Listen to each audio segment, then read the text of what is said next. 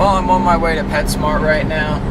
I gotta pick up some mealworms and some crickets from my reptiles. I think I'm gonna start doing some videos for you guys just on feeding them and raising them in general. I have a leopard gecko and I have a bearded dragon and also an interthuristic Brooks king snake. So I'm just gonna start making some videos and check it out, you know. I'm going to pick up some stuff for them and I'll be back with the feeding. Back again real quick.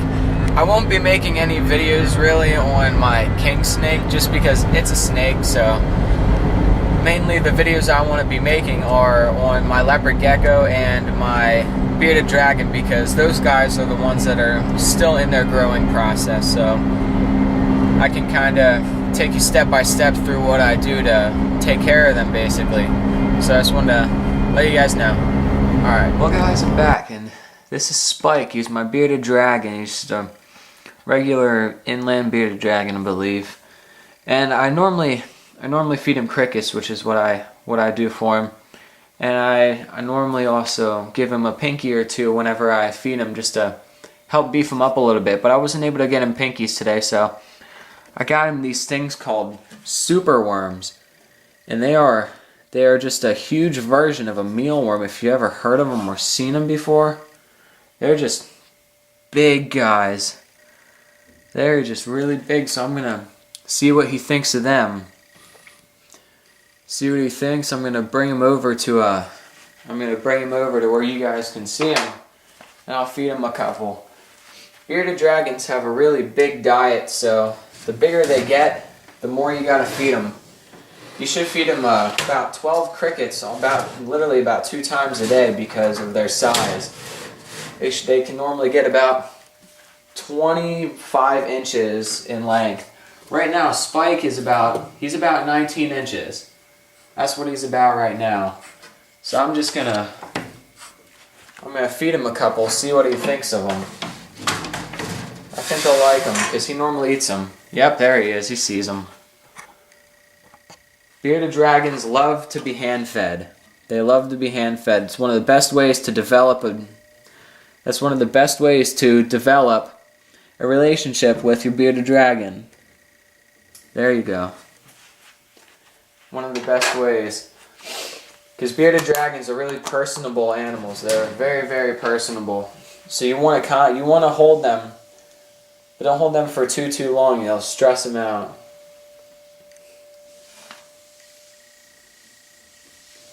There you go.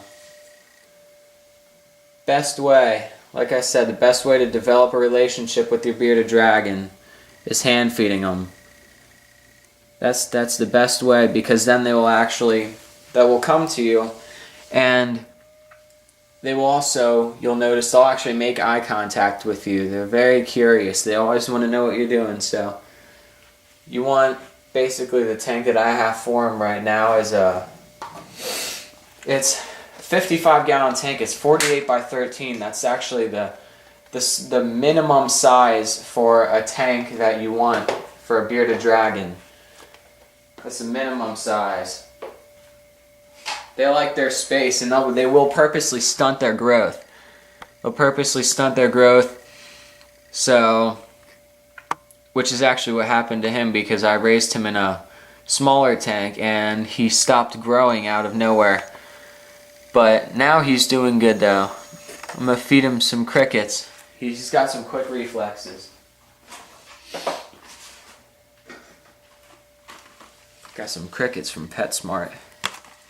24 medium and large crickets. I like to feed him all at once and then he just kind of gets what he wants and then continues that. There you go. He eats quick.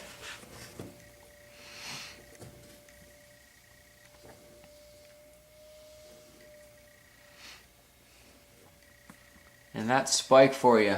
I'll give you more information on that, but I'm going to move to my leopard gecko now. Alright, this is my leopard gecko. This is Quad. They say he's a normal leopard gecko, but I think he's going to turn out to be a high yellow. Because he's got some really, really nice colors. It's kind of hard to see from the camera, but I just put some mealworms in there for him, so let's see if he wants them. I'm not sure if he will or not, but we'll give it a try.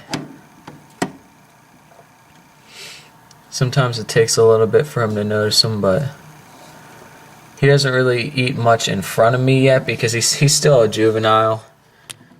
But I normally just kind of, yes, he's really nice looking.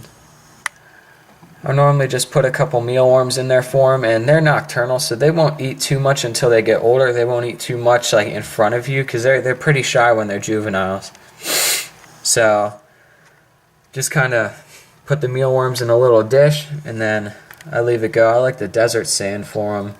Some people just say regular paper towels or something for them, but I think the desert sand works out fine because they all worry about sand compaction, but I've never had that problem with any of my reptiles at all.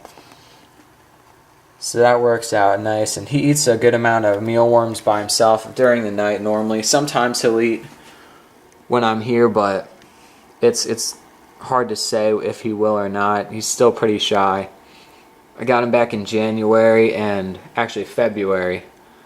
I got him in toward the end of February, and it's April right now, so he's a couple months old. He's not 6 months old yet. I figure he's born probably around the beginning of January. So that's the leopard gecko for you. Got another cool thing about the leopard geckos is their lifespan. Their lifespan is pretty amazing for a creature this size. Is the males are about 20 to 25 years, and the females are closer to 15 to 20, which I thought was pretty amazing.